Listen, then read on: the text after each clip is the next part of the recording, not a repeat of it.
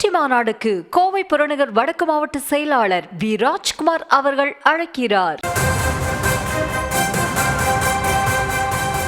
எதிர்க்கட்சிகளின் துணை ஜனாதிபதி வேட்பாளராக சுதர்ஷன் ரெட்டி தேர்ந்தெடுக்கப்பட்டதன் பின்னணி என்ன என்பது தொடர்பான தகவல்கள் கிடைக்கப்பெற்றிருக்கின்றன. கூடுதல் விவரங்களோடு செய்தியாளர் மதியழகன் இணைப்பில் இருக்கிறார். மதியழகன், வணக்கம். கூடுதல் விவரங்களை பதிவு செய்யலாம். எதிர்வரும்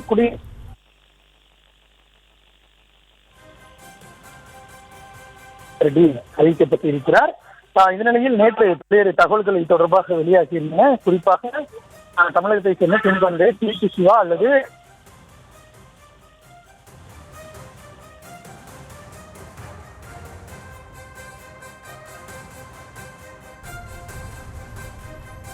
செப்டம்பர் 9 குடியரசு துணைத் தலைவருக்கான தேர்தலானது நடைபெறவிருக்கக்கூடிய சூழலில் முன்னதாக தேசிய ஜனநாயக கூட்டணி தரப்பிலிருந்து சிபி ராதாகிருஷ்ணன் வேட்பாளராக அறிவிக்கப்பட்டிருந்தார்.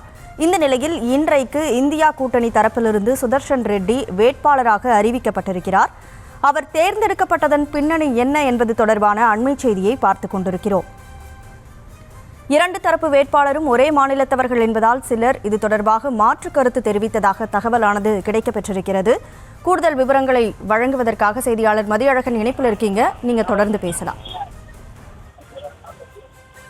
இந்தியா கூட்டணி சார்பில் குடியரசு துணைத் தலைவர் தேர்தலுக்கான வேட்பாளராக சுதர்ஷன் ரெட்டி அறிவிக்கப்பட்டிருக்கிறார். இந்த நிலையில் அவரது பெயர் தேர்வு செய்யப்பட்டது ஏன் என்ற ஒரு தகவலானது வெளியாகி இருக்கிறது. நேற்றைய தினத்தை பொறுத்தவரை தமிழகத்தைச் சேர்ந்த திருச்சி சிவா அல்லது விஞ்ஞானி மயில்சாமி அண்ணாதுரை ஆகியோர் அறிவிக்கப்படலாம் என்று எதிர்பார்க்கப்பட்டது. ஏனென்றால் தேசிய ஜனநாயக கூட்டணி சார்பில் தமிழகத்தைச் சேர்ந்த சிபி ராதாகிருஷ்ணன் அறிவிக்கப்பட்டிருப்பதால் அதற்கு பதிலடி கொடுக்கக்கூடிய வகையில் தமிழகத்தைச் சேர்ந்த ஒருவரே தேர்ந்தெடுக்கப்படலாம் என்று கூறப்பட்டிருந்த நிலையில் தற்பொழுது ஆந்திராவை சேர்ந்த ஓய்வு பெற்ற நீதிபதி சுதர்ஷன் ரெட்டி அறிவிக்கப்பட்டிருக்கிறார். இந்த நிலையில் இதற்கான காரணம் என்ன என்பது தொடர்பான தகவல்கள் வெளியாகி இருக்கின்றன.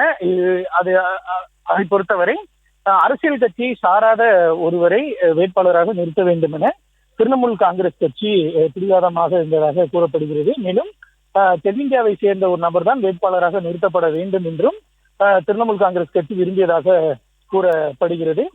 அந்த வகையில் தான் தமிழகத்திலிருந்து மயில்சாமி அண்ணாதுரையினுடைய பெயர் பரிந்துரைக்கப்பட்டதாகவும் தகவலானது வெளியாகி இருக்கிறது. ஆனால் பாஜகவினுடைய வேட்பாளரும் தமிழ்நாடை சேர்ந்தவரே என்பதால் தென்னிந்தியாவிலேயே வேறு மற்ற மாநிலத்தை சேர்ந்த நபரை தேர்ந்தெடுக்கும் சூழல் ஏற்பட்டதாகவும் தகவல் வெளியாகி இருக்கிறது.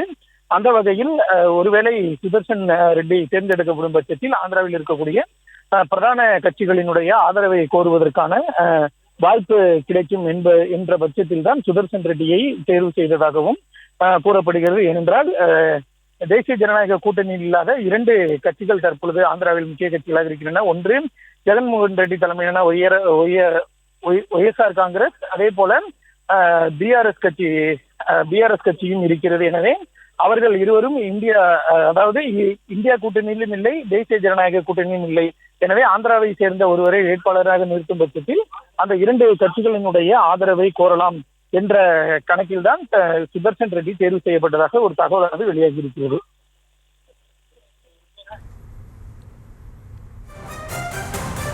விவரங்களுக்கு நன்றி மதியழகன்.